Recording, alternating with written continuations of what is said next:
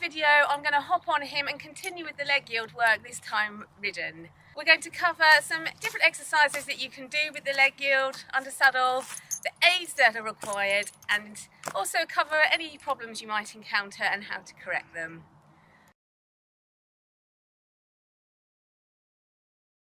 First, let's just recap the exercises we did in hand. So I'm going to do the leg yield up the long side, but I'm going to do it head to the wall this time. Your shoulders should be parallel with the horse's shoulders. Your hips should be parallel with the horse's hips. If you want to move his hips that way, turn your hips that way. If you want him to turn his shoulders, you turn your shoulders, and you can influence the position in that way. You can also make the horse go very wonky if you don't sit properly yourself. Oh, yes, wonky donkey.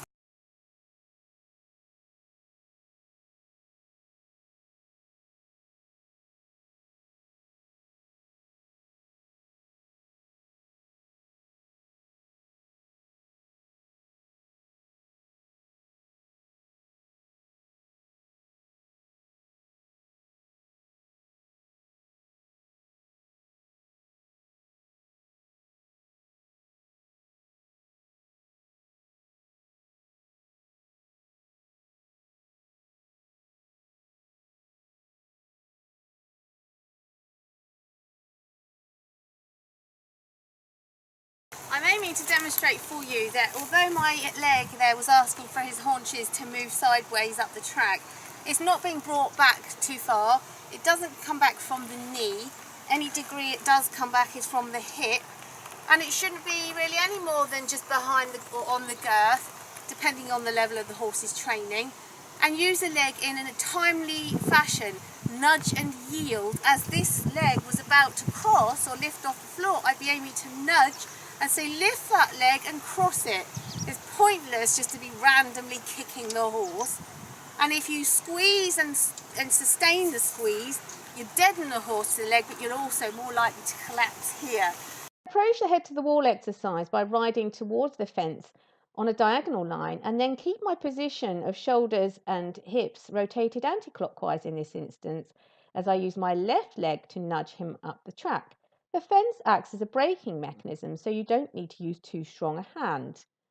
We've talked about using the leg in an intermittent nudging way. However, you don't need to necessarily use it every stride. If the horse is happily continuing the movement, then just use it as a refresher aid. In this instance, Dante's come slightly above the bit because he's seen something. We're just settling back down before continuing.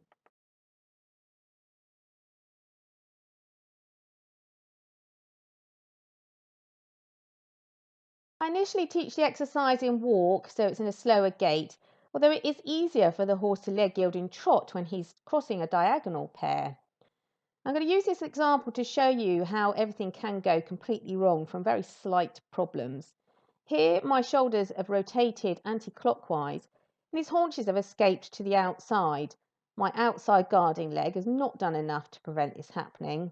So although very slight nuances can make the horse go sideways very nicely, also very slight imbalances can make it all go very wrong.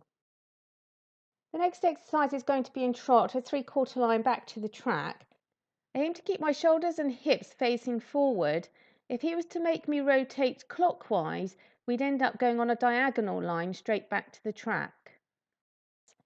So if anything, I keep my inside, my left shoulder, slightly rotated back, anti-clockwise in this example. You'll notice that my inside left leg is nudging him over, and it's not brought back too far. It really is just behind the girth. Notice in this next exercise how I initially ride him straight for quite a long time before asking for the sideways. I want to make sure he's securely between both legs, both reins, and listening and on the aids before I ask him to move across. The shoulder is ever so slightly leading the movement, which is correct there. We're going to pause the footage here just to show you how his haunches have started to lead in this example. And this is incorrect. The horse should be parallel to the track with the shoulders ever so slightly leading.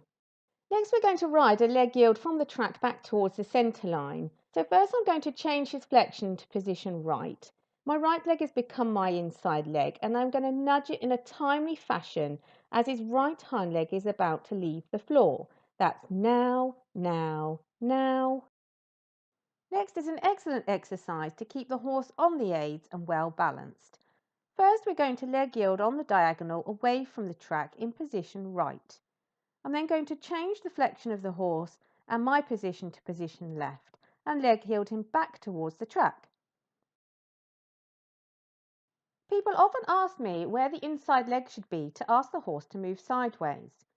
What we have to consider is that most horses are slightly crooked.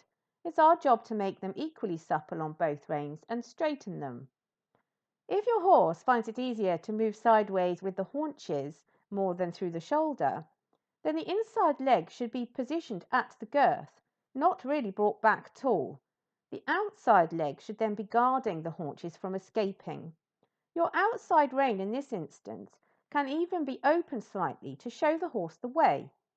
In most cases I find it's the opposite and horses drift through the shoulder back to the track rather than crossing. And in this case the inside leg should be slightly behind the girth, communicating to the haunches to cross sideways. The outside rein can be used as an indirect rein against the neck and wither to control the shoulder and limit the bend. In all cases the rider should remain centered, and although we think of having a little more weight into our inside seat bone, you can support the horse to move sideways by using a slight weight aid into your outside stirrup when required. Make sure you allow your horse plenty of opportunities to rest and stretch so he doesn't become too tired. Let's look at a fault. As I've asked for the change of flexion to the left, he has tilted his head, muzzle to the right, ears to the left. I could have improved this by allowing a little bit more with my right outside rein as I asked for the change of flexion to the left. I could also raise my left rein ever so slightly to encourage his muzzle to stay in line. I'm going to ask for a little bit more crossing now by moving from the outside track to the centre line and talk about the outside shoulder. In this case, Dante's moved across and he's kept very straight through his body with a hint of flexion to the right so I can see his right eye. If you have any more than that or any degree of bend in the neck, the horse will lose balance and just drift through the outside shoulder. You're about to see Dante do some nice smooth sideways steps back to the track. However, both reins control the pace, and in this example I could have kept him softer over his back and used more half holds to prevent him from rushing. A little play here with an exercise where we use turn on the forehand. You can use this and then ask for some leg yield steps out of it, but in this case I'm asking him to very slightly change the flexion into a reverse turn on the forehand, and then encourage him when he moves sideways out of it to almost go into the first few steps of half pass. You'll notice I reward him for very little really because he's learning this movement. It's new to him and I want to encourage him that he has answered me correctly. He's given me the right idea. It's not perfect, he's come above the bit, but as time goes on, this is how we have used the leg yield and teaching him the sideways steps to then move it on to a more advanced movement later on. He's earned a well-earned break there for a nice rest and stretch. I hope you've enjoyed this video today. If you have, please hit that like button in YouTube, subscribe to my channel and share this video with your friends. Any comments you've got, pop them in the box below. I'd love to read them. Good lad. Do you want to come in? Yeah? Come on then. Come on in, come to the gate and I'll get you in. Come on.